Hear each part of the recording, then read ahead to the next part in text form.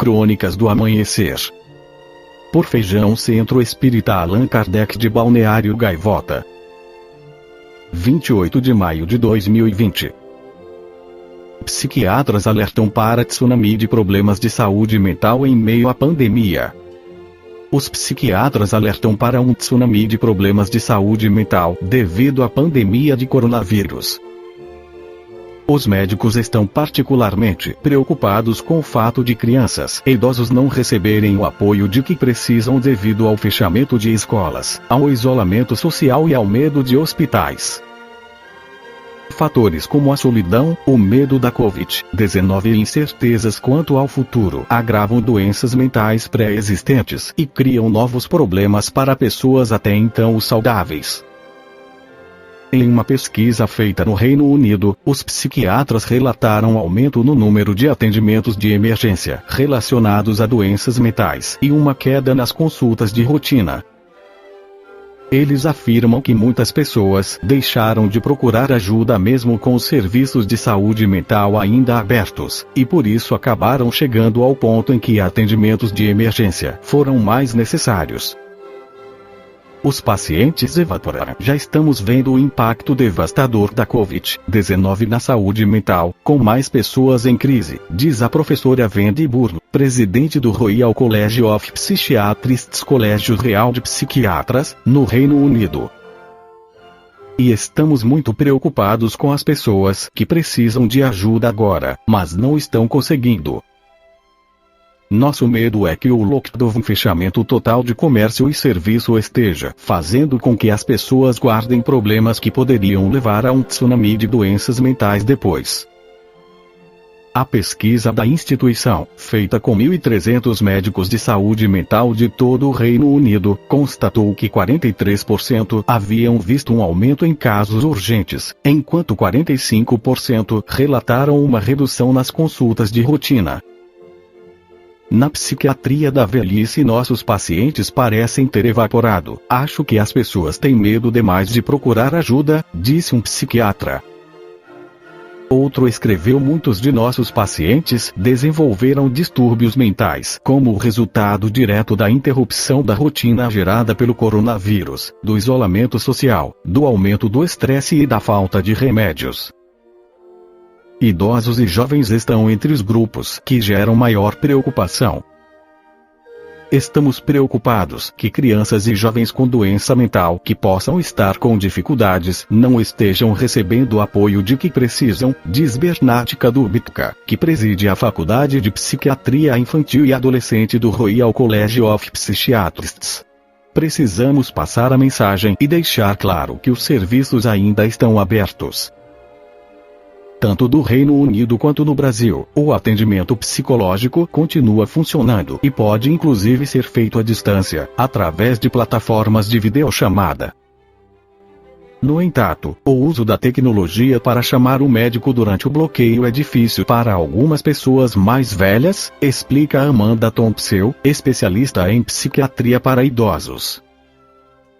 Idosos também costumam ser relutantes em procurar ajuda, e sua necessidade de apoio à saúde mental provavelmente é maior do que nunca, diz ela.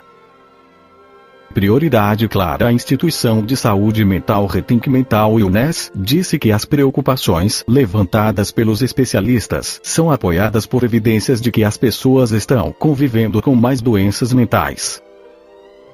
Em uma outra pesquisa feita no país, a maioria das pessoas disse que sua saúde mental piorou desde o início da pandemia, devido à interrupção de rotinas e estratégias que elas utilizavam para controlar problemas de saúde mental como depressão, ansiedade, pânico, entre outros.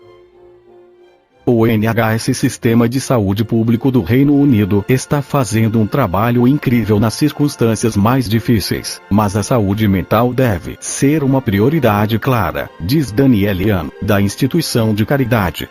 É preciso investimentos para garantir que os serviços possam lidar com esse aumento antecipado da demanda. Segundo ela, sem o atendimento adequado no momento, pode levar anos para que algumas pessoas se recuperem dos problemas mentais gerados pela pandemia. No Livro dos Espíritos, Allan Kardec esclarece sobre as doenças. 714. que se deve pensar do homem que procura nos excessos de todo gênero o requinte dos gozos. Pobre criatura! Mais digna é de lástima que de inveja, pois bem perto está da morte. Perto da morte física, ou da morte moral. De ambas. Que o homem, que procura nos excessos de todo gênero o requinte do gozo, coloca-se abaixo do bruto, pois que este sabe deter-se, quando satisfeita a sua necessidade, abdica da razão que Deus lhe deu por guia, e quanto maiores forem seus excessos, tanto maior preponderância confere ele a sua natureza animal sobre a sua natureza espiritual. As doenças são, ao mesmo tempo, o castigo à transgressão da lei de Deus. Na Revista Espírita de fevereiro de 1867 o espírito Dr. Morel Lavalée através do médium Sr. Deslins esclarece sobre as 3 causas principais das doenças. O que é o homem? Um composto de 3 princípios essenciais: o espírito, o perispírito e o corpo. A ausência de qualquer um destes 3 princípios acarretaria necessariamente o aniquilamento do ser no estado humano. Se o corpo não mais existir, haverá o espírito e não mais o homem. Se o perispírito falta ou não pode funcionar, não podendo o imaterial agir diretamente sobre a matéria, encontrando-se assim impossibilitado de manifestar-se, poderá haver alguma coisa do gênero do cretino ou do idiota, mas não haverá jamais um ser inteligente. Enfim, se o espírito faltar, ter-se-á um feto vivendo vida animal e não o espírito encarnado. Se, pois, temos a presença de 3 princípios, esses 3 princípios devem reagir um sobre o outro, e seguir-se-á a saúde ou a doença, conforme haja entre eles harmonia perfeita ou desarmonia parcial. Se a doença ou desordem orgânica, como queiram chamar, procede do corpo, os medicamentos materiais sabiamente empregados bastarão para restabelecer a harmonia geral. Se a perturbação vem do perispírito, se é uma modificação do princípio fluídico que o compõe, que se acha alterado, será necessária uma medicação adequada à natureza do órgão perturbado, para que as funções possam retomar seu estado normal. Se a doença procede do espírito, não poderíamos empregar, para combatê-la, outra coisa senão uma medicação espiritual. Se, enfim, como é o caso mais geral, e, podemos mesmo dizer, o caso que se apresenta exclusivamente, se a doença procede do corpo, do perispírito e do espírito, será preciso que a medicação combata simultaneamente todas as causas da desordem por meios diversos, para obtermos a cura. Ora, o que fazem geralmente os médicos? Eles cuidam do corpo e o curam, mas curam a doença? Não. Por quê? Porque sendo o perispírito um princípio superior à matéria propriamente dita, poderá tornar-se a causa em relação a esta, e se for entravado, os órgãos materiais que se acham em relação com ele serão igualmente atingidos na sua vitalidade. Cuidando do corpo, destruís o efeito. Mas, residindo a causa no perispírito, a doença voltará novamente, quando cessarem os cuidados, até que se perceba que é preciso levar alhures a atenção, cuidando fluidicamente o princípio fluídico mórbido. Se, enfim, a doença proceder da mente, do espírito, o perispírito e o corpo, postos sob sua dependência, serão entravados em suas funções, e não é cuidando de um nem do outro que se fará desaparecer a causa. Não é, pois, vestindo a camisa de força no louco, ou lhe dando pílulas ou duchas que conseguirão restituir-lhe o estado normal.